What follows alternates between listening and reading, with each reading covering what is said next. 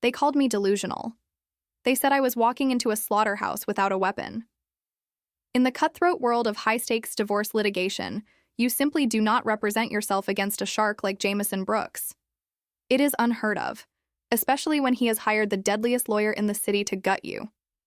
Everyone in Department 42 expected a massacre that morning. They expected Kiana Bell to cry, sign the papers with a trembling hand, and disappear into the poverty she came from. Jameson certainly did. He even laughed out loud when I stood up. But my husband forgot one crucial thing. The person who helps build the empire usually knows exactly where the bodies are buried. What happened over the next 3 days did not just silence his laughter, it stunned the entire legal system and exposed a secret. So dark, the judge threatened to have everyone in the room arrested. This is the story of the wife who played the fool only to checkmate the king. The laughter was not subtle. It was a rich, throaty sound that bounced off the mahogany walls of the Superior Court. It was the sound of a man who had never lost a day in his life. Jameson Brooks leaned back in his Italian leather chair, smoothing the lapel of his $3 charcoal suit. He turned to his attorney, Harrison Howard, a man known in legal circles as the Butcher, because he left nothing behind. Jameson whispered loud enough for half the room to hear. "Look at her, Harrison. She is wearing that dress I bought her for a charity gala 5 years ago. It is pathetic. She thinks she is in a movie." Harrison Howard did not laugh. He was a man with silver hair and eyes like chipped flint. He just smirked, tapping his gold fountain pen against the heavy oak table. "Let her play pretend, Jameson. It makes the kill easier. Judge Coleman hates time wasters. She will be held in contempt before lunch." Across the aisle at the plaintiff's table sat me. I felt small. The courtroom air conditioning was blasting and I shivered slightly in the cold air. Unlike the defense table, which was cluttered with paralegals, expensive laptops, and stacks of bound evidence, my table was empty, save for a single yellow legal pad and a plastic cup of lukewarm water. I kept my head down. I had my brown hair pulled back in a severe, sensible bun. To the casual observer, I looked like a defeated woman. I looked like a housewife who had been traded in for a newer model, specifically Jameson's 24-year-old personal assistant, Destiny Price. "All right," the bailiff bellowed. The heavy door behind the bench swung open, and the Honorable Judge Declan Coleman swept into the room. Coleman was an old-school jurist. He had zero patience for theatrics and even less for incompetence. He adjusted his glasses and looked down at the docket with a frown. "Case number 4920. Brooks versus Bell." Judge Coleman grumbled. "We are here for the final hearing on asset division and spousal support." Appearances. Harrison Howard stood up smoothly, buttoning his jacket. Harrison Howard representing the respondent, Mr. Jameson Berkshire Honor. The judge looked to my table and for the petitioner. I stood up. My chair scraped loudly against the floor, a harsh noise in the quiet room. Jameson chuckled again, covering his mouth with a well-manicured hand. "Kiana Bell, Your Honor," I said. My voice was soft and trembling slightly, representing myself. Judge Coleman peered over his spectacles. He sighed a long, weary exhale that signaled he was already dreading this trial. "Ms. Bell, I am going to ask you this once, and I want you to listen carefully. Your husband is the CEO of Brooks Dynamics. The marital assets in question are estimated in the tens of millions. Mr. Howard here has been practicing law for 30 years. Are you absolutely certain you wish to proceed pros? You are bringing a butter knife to a nuclear war, madam." "I cannot afford an attorney, Your Honor," I said, looking down at my hands. "Jameson cut off my access to the joint accounts 6 months ago." Harrison Howard shot up. "Objection. Your Honor, Mr. Brooks merely secured the assets to prevent frivolous spending. We offered Ms. Bell a generous settlement of $50,000 to cover her transition. She refused it out of spite. 50,000. The judge raised an eyebrow. "For an estate of this size, it is more than she came into the marriage with," Harrison said smoothly. "She was a waitress when they met, Your Honor. She has no financial literacy. We are trying to protect the estate." "I see," the judge said. He looked at me. "Ms. Bell, I strongly advise you to reconsider the settlement. If you proceed, you will be held to the same standards as a practicing attorney. I will not hold your hand. If you fail to object, evidence gets in. If you fail to file the right motions, you lose. Do you understand?" I looked up. For a split second, The fear in my eyes seemed to vanish, replaced by something colder and harder. But it was gone so fast. Jameson missed it. "I understand, Your Honor," I said. "I am ready." Jameson leaned over to Harrison. "Watch this. She is going to cry in 10 minutes. Mr. Howard, your opening statement," the judge ordered. Harrison Howard walked to the center of the room. He did not use notes. He was a performer. "Your Honor," Harrison began, his voice baritone and trustworthy. "This case is simple. It is a tragedy, yes, but a simple one. Jameson Brooks is a visionary. He built Brooks Dynamics from a garage startup into a global logistics empire. He worked 18-hour days. He missed holidays. He sacrificed everything for the success of the family." Harrison gestured accusingly at me. "And what did his wife do?" "She stayed home. She attended luncheons. She spent his money. And now that the marriage has unfortunately broken down due to irreconcilable differences, she wants half. She wants to dismantle a company that employs thousands of people just to fund a lifestyle she did nothing to earn. We will prove that a prenuptial agreement exists, one that she claims to have lost, and that her contributions to the marriage were negligible. We ask the court to limit support to the statutory minimum and grant Mr. Brooks full retention of the company shares." He sat down. It was a strong standard opening. It painted Jameson as the hard-working hero and me as the leech. "Ms. Bell," the judge said, "your opening statement, keep it brief." I walked around the table. I did not go to the podium. I stood awkwardly in the middle of the aisle, holding my yellow notepad against my chest like a shield. My husband, James, and I started, my voice shaking. "He says I did nothing. He says I was just a waitress. That is true. I was a waitress at the Blue Diner on 4th Street when we met." Jameson rolled his eyes. "Here comes the soba story," he thought. But I continued, taking a breath. "The law in this state speaks of a partnership. It speaks of good faith. Jameson is asking you to believe that he built Brooks Dynamics alone. He is asking you to believe that the $50 million in the Vanguard Trust does not exist." The room went dead silent. Harrison Howard's head snapped up. Jameson froze. "The what trust, Judge?" Coleman asked, leaning forward. "The Vanguard Trust or Honor?" I said, my voice stabilizing. "And the shell company in the Cayman Islands registered as Blue Ocean Holdings. And the 3 commercial properties in Seattle purchased under the name of his driver, Cooper Long." Jameson's face went from smug to purple in the span of 3 seconds. He slammed his hand on the table. "That is a lie. She is lying." "Mr. Brookie, sit down," the judge barked. He turned his gaze to me. The pity was gone, replaced by sharp interest. "Ms. Bell, those are serious allegations. Alleging hidden assets without proof is a quick way to get your case dismissed and pay the other side's legal fees." "I know, Your Honor," I said. I walked back to my table and picked up a single document.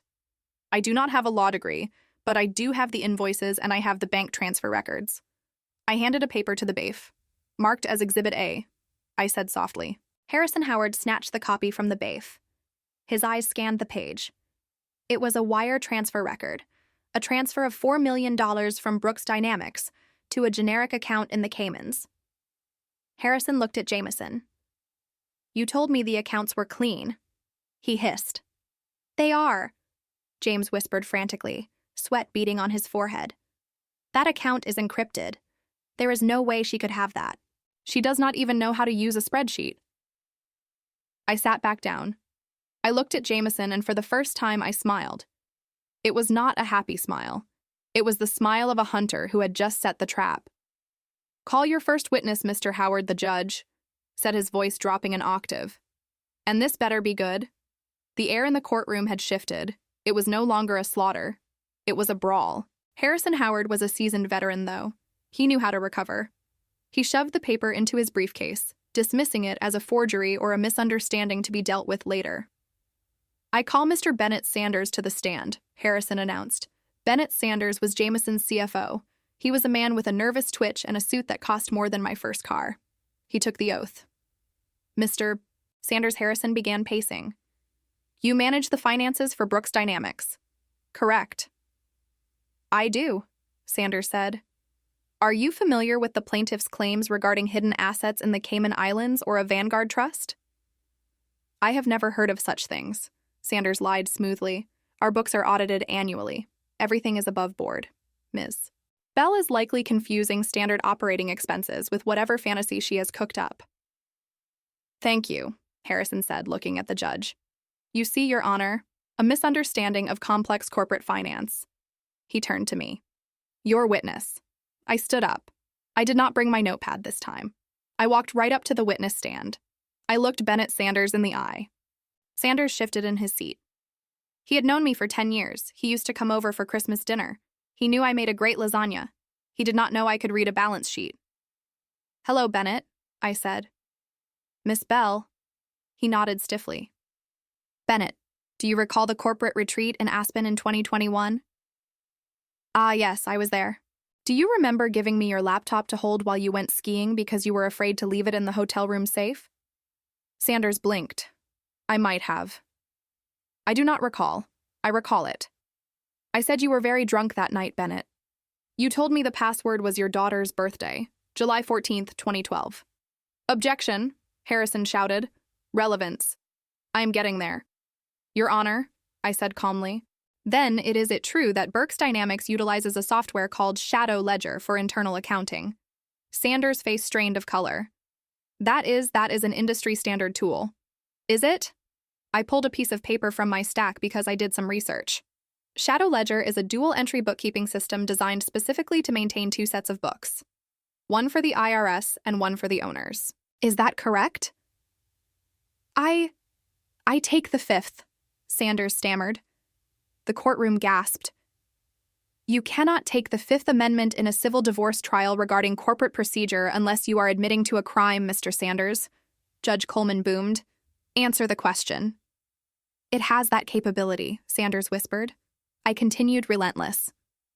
On the night of December 14th, 2023, just 3 days before Jameson filed for divorce, did you oversee a transfer of $6 million labeled consulting fees to a company called Orion Group? Jameson told me to Sanders blurted out looking at his boss in panic. He said it was for future expansion. And who owns Orion Group? Bennett. I do not know. Sanders lied. I turned to the judge. Your Honor, I would like to submit Exhibit B. It is the Articles of Incorporation for Orion Group registered in Nevada. I placed the document on the overhead projector. The name on the registration was clear for everyone to see. Destiny Price. The courtroom erupted. Jameson buried his face in his hands. Destiny Price was the mistress. Order. Order. Judge Coleman slammed his gavel. He glared at Jameson Brooks.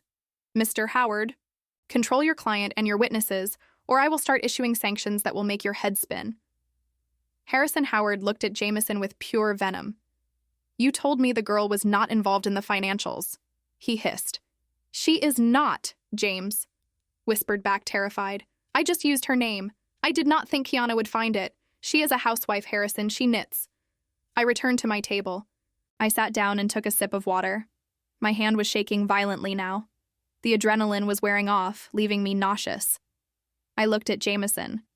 He was not laughing anymore. He was looking at me with a mixture of fear and confusion. He looked like a man who had walked into his own house and found a stranger sitting in his chair. But I knew this was just the beginning.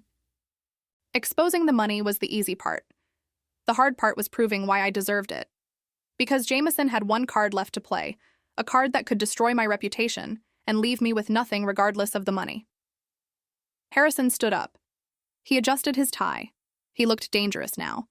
The smirk was gone, replaced by the cold, calculating look of a predator who had been wounded. Your Honor, Harrison said, his voice icy.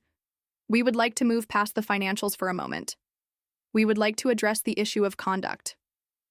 We call Miss Kiana Bell to the stand. I froze. This was it, the cross-examination. I stood up and walked to the witness box. Ms. Bell Harrison began walking close to me, invading my personal space. You seem very knowledgeable about your husband's business today. Surprisingly so. I pay attention, I said. Do you? Harrison smirked. Because according to a sworn affidavit from your former psychiatrist, Dr. Rowan Cox, you suffer from paranoid delusions. Is it not true that you were institutionalized in 2018 for a mental breakdown?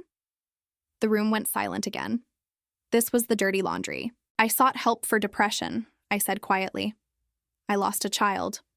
Ah, yes, Harrison said, his voice stirping with fake sympathy. A tragedy. But during that time, you accused your husband of spying on you. You accused him of gaslighting you. You were medicated, were you not? Yes. And isn't it true, Harrison leaned in, that you have a history of fabricating stories to get attention, that you are, in medical terms, an unreliable narrator? I looked at the judge, then at Jameson. Jameson was grinning again. This was his narrative. Crazy Kiana, sad crazy Kiana. I was medicated. I said, my voice gaining a strength I hadn't felt in years. I was medicated because my husband was gaslighting me, and I can prove that too. Harrison Howard let out a short, derisive laugh and shook his head. How? He asked, looking at the judge with a smirk. With more stolen docu, Mrs. Brooks? No, I said calmly. With the recordings. Harrison stopped laughing instantly. His smile evaporated. What recordings? He demanded. The state of New York is a one-party consent state for audio recording, I said, citing the statute number perfectly from memory. For the last 2 years of our marriage, I carried a digital voice recorder in my pocket. Every threat, every admission, every time Jameson told me he would destroy me if I ever tried to leave, I have it all. I reached into my tote bag and my fingers closed around the cool plastic of a small black USB drive. I pulled it out and held it up for the room to see. Exhibit A, Your Honor, I said. Jameson jumped to his feet so fast, he knocked his heavy leather chair over with a crash. She can't do that, he screamed, his face turning a blotchy red. That is private conversation, Harrison. Stop her. Sit down, the judge roared. Judge Coleman's voice boomed off the mahogany walls. Mr. Howard, if your client speaks one more time out of turn, I will have the bailiff gag him. Jameson froze, his chest heaving, and slowly sank back into his chair. Judge Coleman turned his gaze to me. Mrs. Burks, you are telling me you have audio evidence of the respondent admitting to what exactly? I looked straight at Jameson. I looked right into his terrified blue eyes. Admitting to the fraud, Your Honor, and admitting that he paid Dr. Rowan Cox to falsify my diagnosis to keep me under control. The silence in the courtroom was heavy and suffocating. It felt like all the oxygen had been sucked out of the room. Even the court reporter stopped typing, her hands hovering over the keys. Play it, Judge Coleman ordered. The bailiff walked over and took the USB drive from my trembling hand. He plugged it into the court's AV system. A projection screen slowly descended from the ceiling, displaying a simple media player interface. Judge Coleman leaned back in his high-backed chair, his face unreadable. Mr. Howard, I am allowing this under the crime-fraud exception to marital privilege. If this recording contains evidence of a crime, your objection is overruled before you even make it. Harrison Howard didn't object. He was too busy staring at his client with a look of dawning horror. Jameson was gripping the edge of the defense table so hard his knuckles were white. He looked like a man watching a bomb countdown. He couldn't stop. Play it, the judge said again. The courtroom speakers crackled with static, and then a voice filled the room. It was unmistakably Jameson Brooks. The audio was clear, recorded in a space with a slight echo, likely our master bathroom with the high ceilings and marble floors. Stop crying, Kiana, the recorded voice sneered. It is pathetic. You really think anyone is going to believe you? You are a high school dropout who got lucky. I know what you are doing with the Cayman accounts, Jameson. My voice on the recording said, sounding small and frightened. I saw the papers in your briefcase. Jameson's laugh on the recording was cruel. You saw papers, you don't even know what you were looking at. But let's say you do. Let's say you tell someone. Who are they going to believe? The CEO of a Fortune 500 company, or the hysterical housewife who spent a month in a psych ward? You put me there, I whispered on the tape. You told Dr. Cox to say I was paranoid. I didn't tell him anything. Jameson's voice boasted. I bought him. $50, $1,000 is a lot of money for a shrink with gambling debts. He will write whatever diagnosis I want. Paranoia, schizophrenia, bipolar, take your pick. If you try to touch my money, Kiana, I won't just divorce you. I will have you committed permanently. I will make sure you drool in a cup for the rest of your life while I enjoy my money with someone who appreciates it. Now get out of my face. The recording clicked off. The silence that followed was louder than the recording itself. It was a heavy, suffocating silence that pressed down on everyone. Judge Coleman slowly took off his reading glasses. He cleaned them with a small microfiber cloth, his movements deliberate and terrifyingly calm. He put them back on and looked down at the defense table. "Mr. Howard," the judge said, his voice barely a whisper, but cutting through the room like a knife. "Did your client just admit to bribing a medical professional to falsify a mental health diagnosis for the purpose of discrediting a witness?" Harrison Howard stood up. He was pale. The blood drained from his face. "Your Honor, I have not heard this recording before. I cannot verify its authenticity. It could be deep fake technology. It could be AI generated." "It is not AI," I said from my table. I stood up, my legs feeling stronger now. "Because I didn't come alone, Your Honor. I have a witness." "Who?" Jameson snapped, his voice cracking. "Who do you have? You have no friends. I isolated you from everyone." I looked at the back of the courtroom. The heavy oak doors opened. A man walked in. He was disheveled. He wore a cheap suit that was 2 sizes too big and stained at the collar. He looked like he hadn't slept in a week. He walked with a shuffle, his eyes darting around the room nervously. It was Dr. Rowan Cox. Jameson gasped, the sound echoing in the quiet room. "No," he whispered. I called Dr. Rowan Cox to the stand. I announced. Harrison Howard looked at Jameson with pure venom. "You said he was in Europe," Harrison hissed. "You said he was unreachable." "He was," Jameson hissed back. "I paid for his plane ticket." Dr. Cox took the stand. He refused to look at Jameson. He looked at the floor, his hands shaking violently as he placed one on the Bible to take the oath. "Dr. Cox," I said, approaching the witness stand. "You treated me in 2018, correct?" "Yes," Cox mumbled.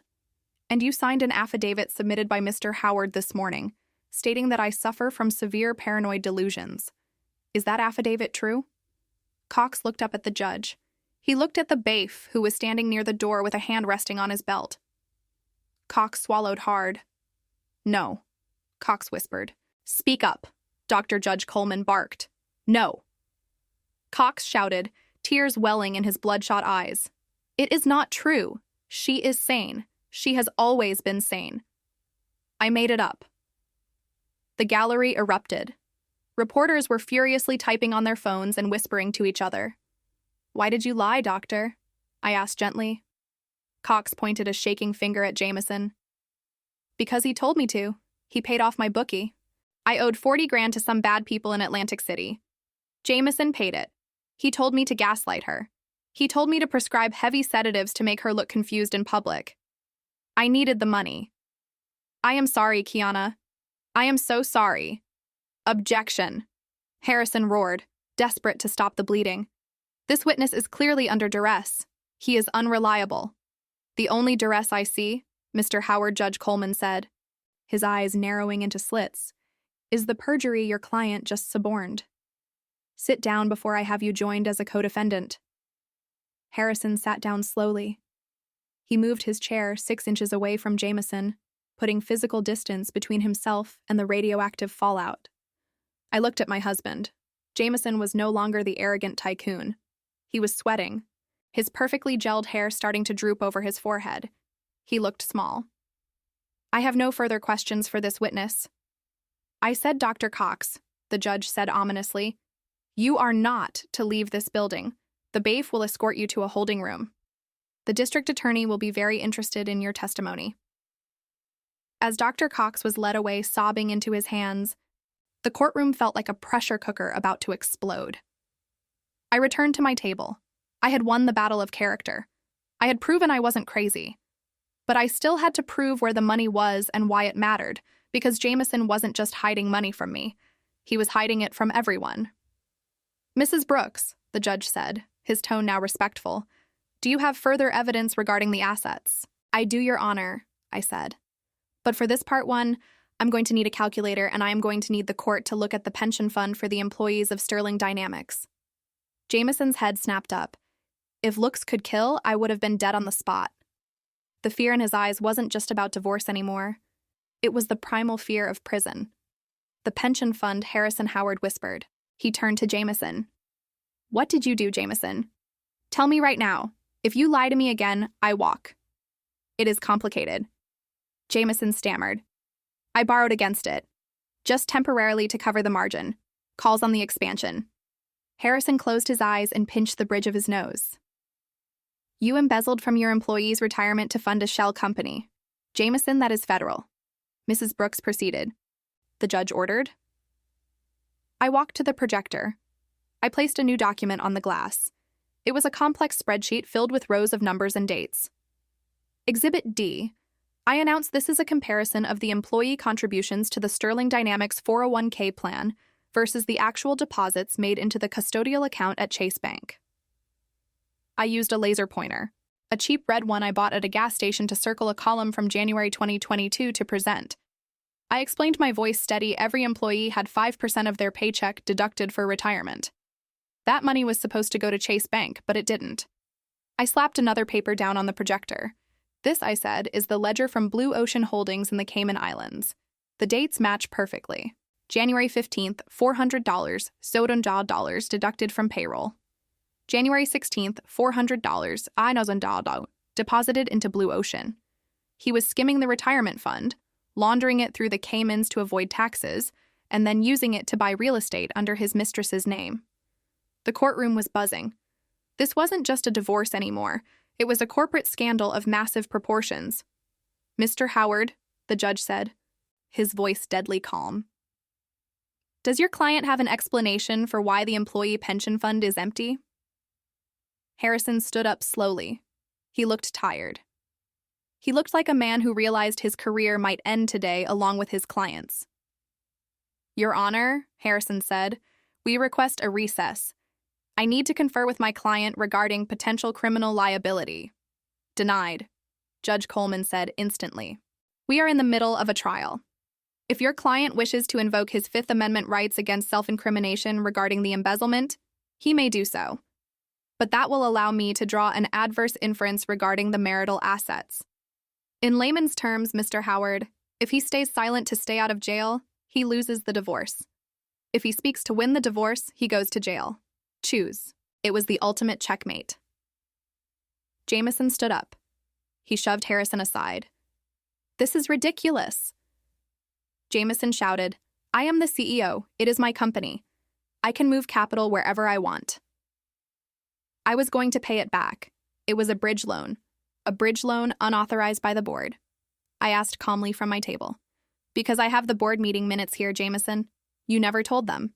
In fact, you fired the internal auditor who asked about it last month, didn't you? Mr. Colwood. Cole was incompetent. Jameson yelled, his face turning a deep shade of crimson.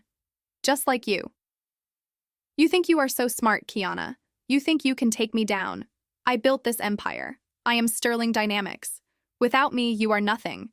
You are just a waitress. Mr. Brooks. The judge slammed the gavel. Control yourself. No.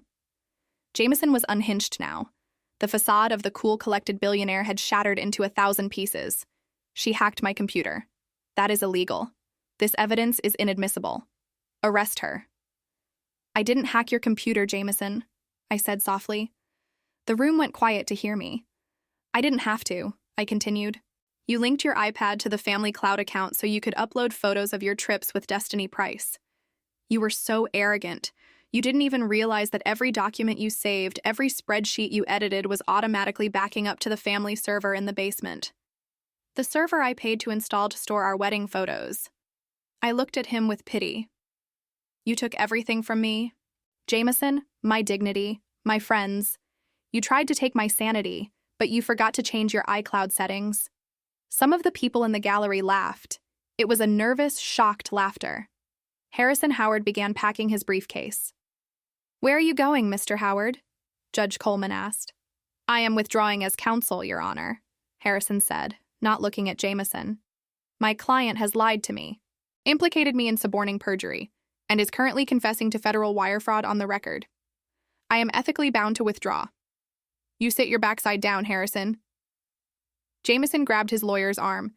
I pay you $1,000 an hour. You don't leave until I say so. Get your hands off me, Harrison snarled, shaking him off. Mr. Howard, you will remain until this hearing is concluded, the judge ruled. But you are not required to suborn further perjury. Now, Mrs. Brooks, you have proven the assets exist. You have proven spousal abuse and fraud. What is your request for judgment? I took a deep breath. I looked at the yellow legal pad where I had written my closing argument. I didn't need it. I don't want half, Your Honor, I said. Jameson froze. What? I don't want half, I repeated firmly. I want it all. On what grounds? The judge asked, intrigued. On the grounds of dissipation of assets, I cited the legal precedent. When one spouse maliciously wastes or hides assets to defraud the other, the court has the discretion to award 100% of the remaining estate to the victim. Jameson has emptied the pension fund. He has spent millions on his mistress. He has hidden the rest in the Caymans. If you give him half, he will flee the country. He has a flight booked to Brazil for tonight at 10 p.m. I held up a print out of an airline ticket. Exhibit E. I said Jameson checked his pockets frantically for his phone. He had booked that flight 2 hours ago during the bathroom break. How did she have it? My iCloud, he whispered, horrified. He is a flight risk, Your Honor, I said. I am asking for full control of the remaining liquid assets, the marital home, and the shares of Sterling Dynamics to be held in trust so that I can repay the employees he stole from. It was a noble move. I wasn't asking for the money for yachts. I was asking for it to save the workers. Judge Coleman looked at Jameson. He looked at the evidence. He looked at the empty witness stand where Dr. Cox had sat. I am inclined to agree, the judge said. Mr. Brookie, surrender your passport to the BAIF immediately. I left it at home. Jameson lied. Bailiff, search him, the judge ordered. The bailiff stepped forward. Jameson backed away. Don't touch me, Jameson screamed. He looked at the exit. He looked at the window. He was a trapped animal. Suddenly, the heavy double doors at the back of the courtroom burst open with a loud bang that made everyone jump. Everyone turned. 6 men and women in navy blue windbreakers with yellow lettering marched in. They were followed by 2 uniformed NYPD officers. The lettering on the jackets didn't say FBI. It said SEC Securities and Exchange Commission, and behind them, the DOJ, Department of Justice. The lead agent, a tall woman with a stern face and hair pulled back in a tight bun, pointed at the defense table. Jameson Brooke, she announced. I am Special Agent Monique Ramirez. We have a warrant for your arrest for securities fraud, embezzlement, and money laundering. Jameson slumped into his chair. He looked at me. I didn't look away. I didn't smile. I didn't gloat. I just watched. I told you, James. And I whispered, though he couldn't hear me across the chaotic room. I told you I would survive. I told you I wasn't crazy. Those words echoed in my mind, a quiet mantra of vindication, but the drama was far from over. As the federal agents moved to cuff Jameson, Harrison Howard stood up from his seat at the defense table. Officer Harrison said, his voice trembling as he pointed a manicured finger at his own client. Mr. Brooks has just confessed to additional crimes on the court record. I suggest you get the transcript immediately. You traitor, Jameson roared. He lunged at Harrison, his face twisted into a mask of pure, unadulterated hate. The chaos of Jameson Burks's arrest took 20 minutes to clear. The sight of the billionaire CEO being dragged out in handcuffs, screaming obscenities at his lawyer and his wife, was the kind of spectacle that would dominate the news cycle from New York to Los Angeles for weeks. When the heavy oak doors finally closed, leaving the courtroom in a stunned, dusty silence, only a few people remained. Me, Judge Coleman, the court reporter, and Harrison Howard, who was frantically shoving papers into his briefcase, looking like a rat, sensing the ship had already snapped in half. Mr. Howard, Judge Coleman said, his voice echoing in the empty room with the weight of a gavel strike. Ryson froze, his hand hovering over a stack of files. Your Honor, you are perilously close to being disbarred. If you want to save your license, you will cooperate fully with the court-appointed receiver. Do I make myself clear? Crystal, Your Honor, Harrison said, wiping a bead of sweat from his brow. He glanced at me. For a moment, his eyes narrowed, a look of cold calculation rather than defeat before he hurried out the side exit. I stood alone at the plaintiff's table. I felt lightheaded. The adrenaline crash was coming, and it was going to be brutal. "Mrs. Brooks, or should I say Miss Bell," the judge said gently. I looked up. "Yes, Your Honor. In light of the federal indictment and the freezing of Mr. Brooks's personal assets, the company, Sterling Dynamics, is effectively headless. The stock is going to free fall the moment the market opens tomorrow morning. Thousands of jobs are at risk." "I know," I said, my voice steady despite the trembling in my hands. "That is why I asked for control." Judge Coleman nodded slowly. "I am granting you an emergency conservatorship over the voting shares held by the marital estate. Until the divorce is finalized or the criminal trial concludes, you are the majority shareholder. You are, for all intents and purposes, the owner of Sterling Dynamics." He leaned forward, his expression grave. "Be careful, Kiana. You just took down a wolf, but you are about to walk into a den of vipers. The board of directors will not welcome you with open arms. They will try to eat you alive." I picked up my yellow legal pad. I did not feel like the trembling woman who had walked into this courtroom 3 hours ago. "Let them try," I said. 2 hours later, a Blacktown car pulled up to the gleaming glass skyscraper in Midtown Manhattan. The logo of Sterling Dynamics was etched in steel above the revolving doors. I stepped out onto the sidewalk. I had not changed clothes. I was still wearing the 5-year-old dress Jameson had mocked, but as I walked through the lobby, the atmosphere was electric with fear. Employees huddled in corners, whispering behind cupped hands. They had seen the news alerts on their phones. They knew the FBI had raided the headquarters earlier that morning.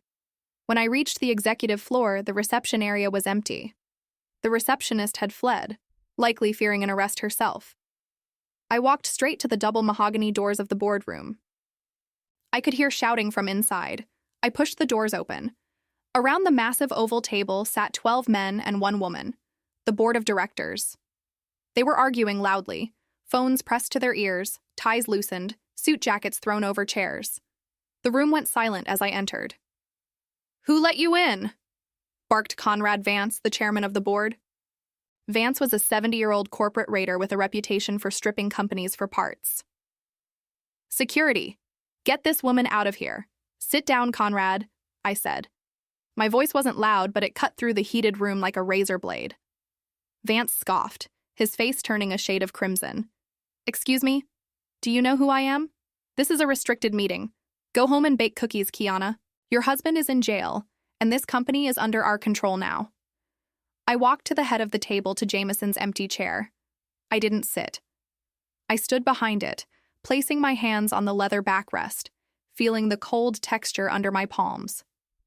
"Actually," I said, pulling the court order from my bag and sliding it down the polished table, "it is under mine." Vance snatched the paper. He read it, his face turning the color of ash. "This is insane," Vance sputtered. "Coleman gave you the voting rights. You have no experience. You are a housewife.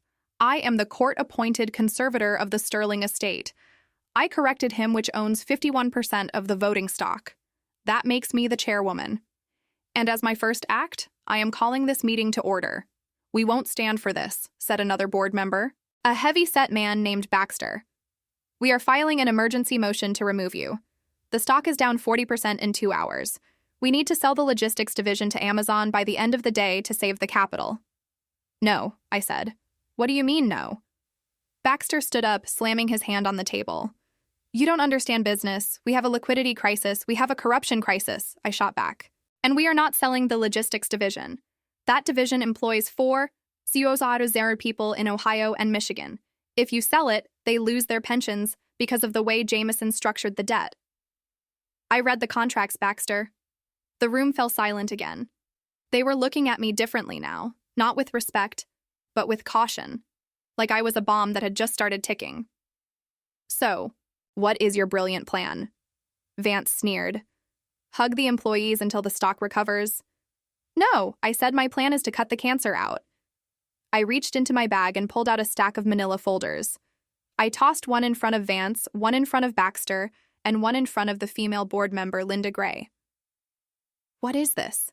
Linda asked, opening the folder with shaking fingers. "That," I said, is a record of the kickback she received from the construction of the new warehouse in Nevada. You approved a bid that was 20% higher than the market rate. And coincidentally, the construction company is owned by your brother-in-law, Linda. Linda went pale. I turned to Vance. And you, Conrad, you have been short-selling Sterling stock for 3 months. You knew Jameson was cooking the books. You were betting against the company you were supposed to be protecting. Vance slammed the folder shut. This is slander. It is in the emails, I said. Jameson kept everything. He didn't trust you any more than you trusted him. I leaned forward, gripping the chair until my knuckles turned white. Here's how this is going to work. Vance Baxter Gray, you are resigning, effective immediately. You will cite personal health reasons. If you do, I won't hand these folders to the SEC agents who are currently downstairs seizing the servers.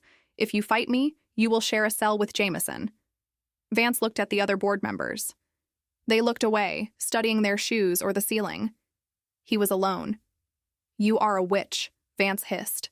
I am a wife who paid attention, I replied. Get out. Vance stood up, grabbed his coat, and stormed out. Baxter and Gray followed, heads bowed in shame. I looked at the remaining 9 board members. They sat perfectly still, terrified. Now, I said, finally sitting in the leather chair. It was too big for me, but I filled the room with my presence. Let's talk about how we are going to pay back the pension fund. The first week of my reign as the interim CEO of Sterling Dynamics was a blur of adrenaline and caffeine. I had purged the board, stabilized the stock, and won the hearts of the employees. To the outside world, I was the victorious heroine. But inside the silent glass-walled executive suite on the 42nd floor, I felt a gnawing unease. I was winning the war for the company. But I still didn't understand why the war had started in the first place. Why had Jameson, a billionaire tycoon, married the daughter of a community organizer from Queens 10 years ago? It was 11 at night on a Thursday. The cleaners had long since departed, leaving the office in a heavy, pressurized silence. I sat at Jameson's massive mahogany desk, staring at a painting of a 19th century schooner on the wall. I remembered Jameson once bragging, half drunk on scotch, that he kept his real insurance behind that ship. I stood up, removed the painting, and found a wall safe. I punched in the code. Jameson's ego was so fragile he used his own birthday and the heavy steel door clicked open. There was no cash inside, just a stack of old hard drives and a single weather-beaten notebook bound in red leather. I took the notebook to the desk and clicked on the brass reading lamp. I opened the cover. It wasn't a ledger. It was a diary of sins. It cataloged bribes, illegal dumpings, and blackmail schemes going back 20 years. But as I flipped to the entries from 2014, my blood ran cold. Entry June 12, 2014. Target identified. Kiana Bell, daughter of George Bell, the owner of the brownstones on the waterfront. He won't sell. He claims the land is sacred to his family.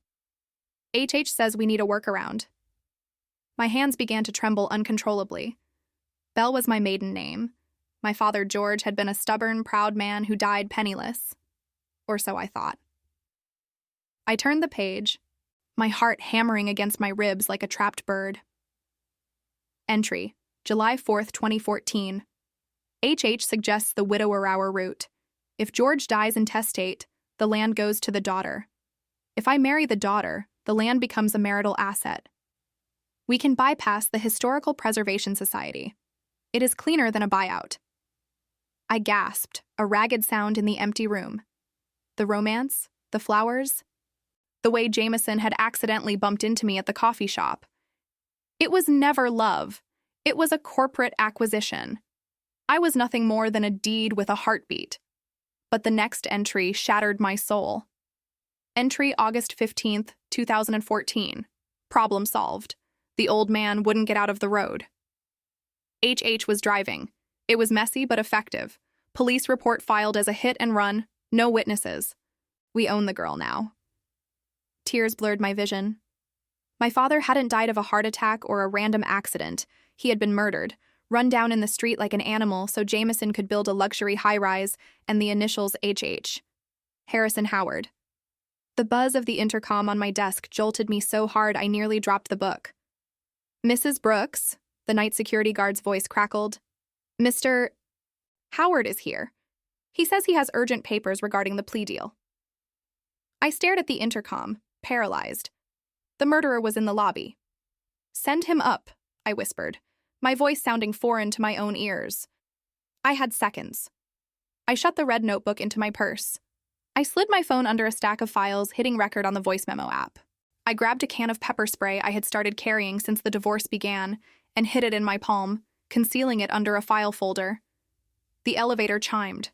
The sound was deafening in the quiet office. Harrison Howard walked in. He wasn't the polished lawyer today. He wore a dark trench coat, his eyes rimmed with red, looking like a man who had stared into the abyss and blinked. Working late. Kiana Harrison said, closing the heavy oak door behind him. The lock clicked. You were taking to the throne quite naturally. What do you want, Harrison? I asked. I stayed behind the desk, my fingers white-knuckled on the file folder. I am here to save you, Harrison lied, walking toward the wet bar.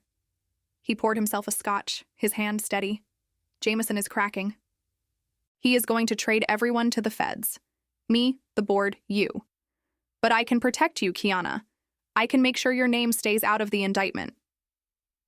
I haven't done anything wrong, I said, watching him like a hawk. It doesn't matter, Harrison smiled, a cold reptilian expression. He walked around the desk, invading my space. I need leverage. I need the notebook, Kiana. I stopped breathing. I don't know what you mean. Don't play the fool anymore. Harrison sighed, leaning against the edge of the desk. I tracked the biometric log. You opened the safe. You know about the land. You know about the accident. It wasn't an accident, I said, my voice shaking with rage. You killed him. You killed my father.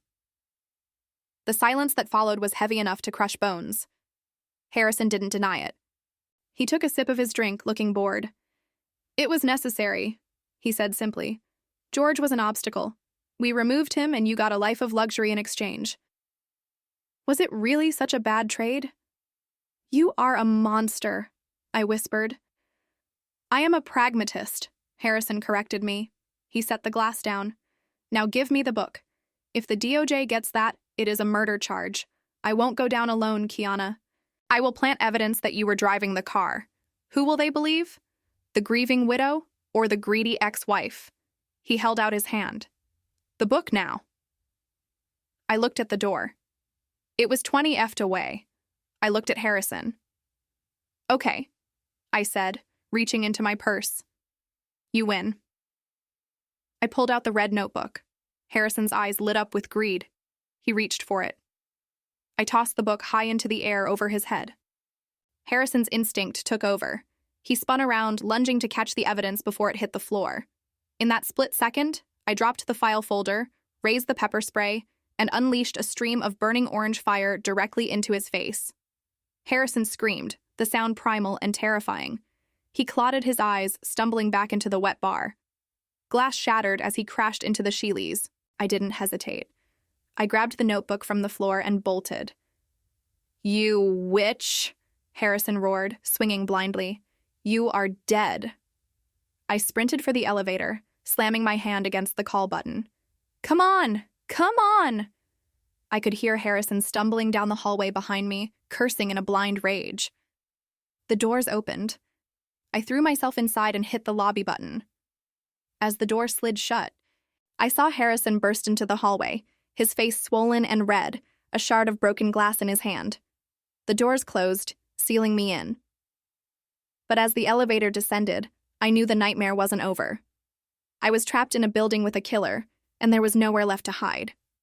The elevator doors slid open with a cheerful ding that felt obscenely bright in the dark lobby. I stumbled out into the cavernous space of marble and glass. It was usually bustling, but tonight it was a silent tomb. I sprinted toward the revolving doors, my heels clicking loudly on the polished floor. I pushed against the heavy glass. It didn't move. Panic surged in my throat. The night security protocol. The building automatically locked down at midnight. I checked my pockets frantically. But Jameson's access card was gone, dropped in the struggle upstairs. I was trapped. Kiana. The scream echoed down the elevator shaft, followed by the heavy thud of footsteps on the emergency stairwell door. Harrison hadn't waited for the elevator. He was coming down the stairs, and he was getting closer with every second. He had taken the stairs, fueled by a terrifying, murderous rage that seemed to defy his physical limitations. Kiana Bell dove behind the massive granite security desk in the lobby, just as the heavy steel door to the stairwell burst open, slamming against the wall with a violence that echoed through the empty atrium. Harrison Howard limped into the cavernous lobby, and he looked like something out of a nightmare. His eyes were bloodshot and streaming uncontrollable tears from the pepper spray. His skin was blotchy, swollen, and radiating heat. In his right hand, he gripped a jagged shard of heavy crystal, likely a broken piece from an award in the hallway, now repurposed as a makeshift dagger capable of lethal damage. "I know you are in here," Kiana Harrison rasped, his voice sounding like gravel grinding against glass as it bounced off the cold marble walls. "The building is in total lockdown. The doors are magnetic. You cannot get out, and I assure you the police will not get here in time to save you." Kiana crouched lower, pressing her back against the cool stone of the desk, clutching the red leather notebook to her chest like a shield. Her other hand gripped her smartphone so tightly her knuckles turned white. The screen was illuminated. The call with Special Agent Monique Ramirez silent, but very much connected. "You really think you have one, don't you?" Harrison taunted, moving slowly toward the center of the room. He was hunting by sound, tilting his head, trying to listen past the rushing of blood in his own ears.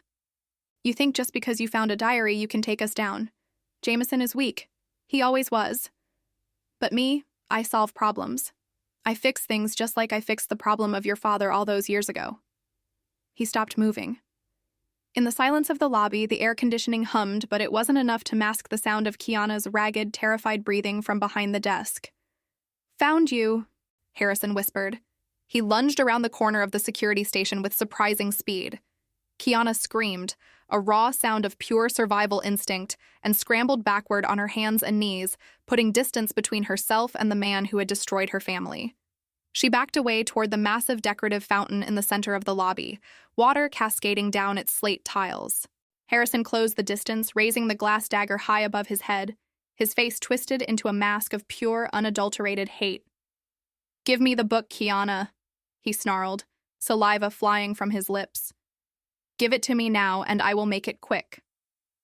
Kiana looked up at the lethal shard of glass catching the lobby lights. She looked at the man who had orchestrated her life's greatest tragedies. Then she looked down at the phone in her hand. Something in her shifted. The fear evaporated, replaced by a cold, hard resolve. "No," she said, her voice shaking at first, but gaining steel with every syllable. "I am not giving you the book, Harrison, but I will give you an audience." She held up the phone, the screen glowing bright in the dim lobby. "Agent Ramirez, did you hear that confession?" A crisp, amplified voice cut through the silence, loud enough for Harrison to hear over the rushing water of the fountain. "We got it all, Mrs. Brooks. Stay down and look at the main entrance." Harrison froze, his arm still raised, confusion clouding his swollen eyes. Suddenly, the world exploded. The massive glass revolving doors at the front of the Sterling Dynamics building shattered inward with a deafening crash as a sweat-armored truck rammed the entrance, metal groaning against stone. Men in heavy tactical gear swarmed through the jagged opening, the red beams of their laser sights cutting through the dust and debris like lightsabers. "Federal agents, drop the weapon. Get on the ground." The commands were barked with authority, bouncing off the high ceilings. Harrison Howard stood there, blinking in the blinding tactical lights, looking small and pathetic against the wall of law enforcement. Realizing it was truly over, that his money and his connections could not save him from this. He dropped the glass shard. It shattered harmlessly on the marble floor. He fell to his knees, raising his hands in defeat, as the officer swarmed him, cuffing him and dragging him away. Special Agent Monique Ramirez walked calmly through the debris, her heels clicking on the floor. She approached Kiana, who was standing by the fountain, trembling as the adrenaline began to leave her body. "Mrs. Brooks, are you all right?" Ramirez asked, her voice softening. Kiana took a deep breath and handed her the red notebook. "Here," she whispered, her voice barely audible. "The murder, the fraud, the land grab, it is all in there. Every single page. 6 months later, the fall of the empire Jameson Brooks and Harrison Howard had built was absolute and irreversible. Harrison, stripped of any potential immunity due to the overwhelming new evidence and his recorded confession, was charged with first-degree murder, racketeering, and fraud. He never made it to trial. He died in prison 3 months into his holding period, a lonely end for a man who thought he owned the world. Jameson Brooks, facing a mountain of evidence, took a plea deal. He accepted 25 years in federal prison. The last time Kiana saw him, he was crying as bailiffs led him away in handcuffs, his expensive suit replaced by a jumpsuit that hung loosely on his frame. But the story ended exactly where it began, with the land. On a crisp golden autumn morning, Kiana stood at the head of the boardroom table in the skyscraper that used to intimidate her. The corporate raiders and slick lawyers were gone. In their seats sat truck drivers with calloused hands, shift managers in polo shirts, and secretaries who had kept the company running for decades. This company was built on the land my father died for, Kiana told them, her voice clear and strong. He believed in honest work and community. Effective today? Sterling Dynamics is no longer a private corporation. It is an employee-owned cooperative. You own the shares, you keep the profits. The room erupted in cheers, tears, and applause, a sound far sweeter than any shareholder meeting. Kiana walked out of the building, the autumn air cool against her face, and drove her modest sedan to a quiet cemetery just outside the city limits. She walked over the crunching leaves until she reached a simple, well-tended gravestone. It read, Marcus Bell. She knelt in the grass, not caring about the stains on her jeans. I got it back, Daddy, she whispered, placing a copy of the court order on the grass next to a bouquet of fresh leaves. I got the land back and I made them pay for what they did to you. She stood up, wiping her eyes, but they were tears of relief, not sadness. She wasn't the waitress anymore. She wasn't the victim. She was Kiana Bell, and she had never been stronger. They always say that hell hath no fury like a woman scorned. But Kiana proved that fury isn't always loud, and it isn't always chaotic. Sometimes true fury is organized, it is patient, and it is legal. Jameson and Harrison thought they were untouchable because they had money, power, and the law on their payroll. They laughed at Kiana because she was just a wife, just a temporary inconvenience. But they forgot the most important rule of survival. You never ever corner a woman who has nothing left to lose. Kiana didn't just win a divorce settlement. She dismantled a criminal empire brick by brick and exposed a decades-old murder. If you enjoyed this story of justice served ice cold, please hit that like button. It really helps the channel grow and lets us know you want more stories like this. Don't forget to subscribe and turn on notifications so you never miss the drama. Tell me in the comments, do you think 25 years was enough for Jameson, or did he deserve life like Harrison?